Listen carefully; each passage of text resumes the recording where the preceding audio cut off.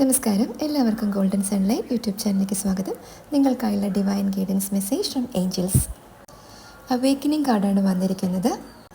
നിങ്ങൾ ഇന്ന് കാര്യങ്ങൾ വ്യത്യസ്തമായി കാണാൻ ഏഞ്ചൽസ് ആഗ്രഹിക്കുന്നു. കാര്യങ്ങൾ മന്ദഗതിയിലോ ആശയക്കുഴപ്പത്തിലോ ആയി തോന്നുന്ന ഒരു സാഹചര്യത്തിലൂടെ നിങ്ങൾ കടന്നു പോകുന്നുണ്ടാകാം.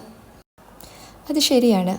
അവേക്കനിങ് കാർഡ് നിങ്ങളുടെ ഏഞ്ചൽസിൽ നിന്നുള്ള ഒരു സൈൻ പോലെയാണ്.